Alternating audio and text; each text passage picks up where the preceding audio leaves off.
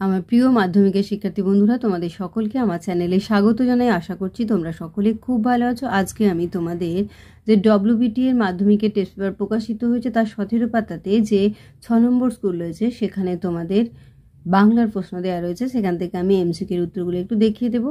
ইতিমধ্যেই যারা চ্যানেলটিকে সাবস্ক্রাইব করে নিয়েছো তাদের সকলকে অসংখ্য ধন্যবাদ জানাই, আর যারা নতুন দেখছো তারাও চ্যানেলটিকে সাবস্ক্রাইব করে নিয়ে সাথে থেকো। চলো তাহলে শুরু করছি।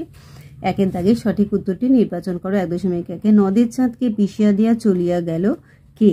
এটা হবে গয়েটা 7 নম্বর ডাউন প্যাসেঞ্জার ট্রেন। 1.2 ও আমাকে শিখিয়েছে খাঁটি জিনিস কাকে বলে? উক্তিটি কার?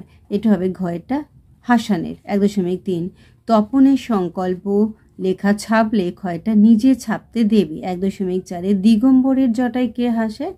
এটা হবে ক্ষয়েরটা শিশু চাঁদের কর। 1.5 ওদের নখ কিসের চেয়ে তীক্ষ্ণ? এটা হবে গয়েরটা নেকড়ের। 1.6 আমরা কোথায় ফিরেছি? এটা হবে ক্ষয়টা দৌড়ে দৌড়ে। 1.7 পালকের কলমের ইংরেজি নাম কি? এটা হবে গয়েরটা কুইল। 1.8 অরণ্যে রোদন বললে কোন ব্যঞ্জনার অর্থ প্রকাশিত হয়? এটা হবে ক্ষয়টা নিষ্ফল ক্ষেত। 1.9 দেশের লজ্জা বললে কি বোঝা যায়?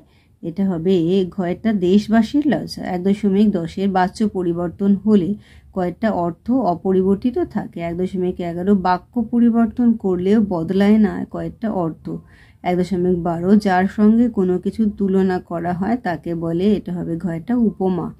1.13 বিনিময় বা পারস্পরিকতা বোঝালে কোন কর্তৃকারক হয়? এটা হবে ক্ষয়টা ব্যতিহার। 1.14 আগে পুজো ইষ্টদেবের রেখাঙ্কিত পদটি কয়েকটা কর্মকারক। 1.15 রক্তের একটা কালো দাগ কয়েকটা কর্মধারয় সমাস। 1.16 সে বাড়ি গেল এবং ভাত খেলো বাক্যটি, এটা হবে গয়েরটা প্রধান উপবাক্য। 1.17 সেই তিনি নাকি বই লেখেন বাক্যটি কোন বাচ্চে আছে? এটা হবে ঘয়েরটা কর্তৃবাচ্যে।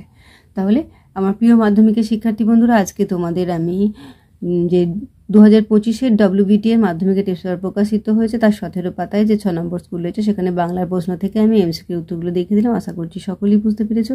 ভিডিওটি দেখার জন্য তোমাদের সকলকে অসংখ্য ধন্যবাদ জানাই। ভালো লাগলে লাইক করো, কমেন্ট করো, বন্ধুদের মধ্যে শেয়ার করো, আর আগামী দিনে নতুন নতুন ক্লাসগুলো পাওয়ার জন্য অবশ্যই চ্যানেলটিকে সাবস্ক্রাইব করে নিয়ে সাথে থেকো। তোমরা সকলে খুব ভালো থেকো।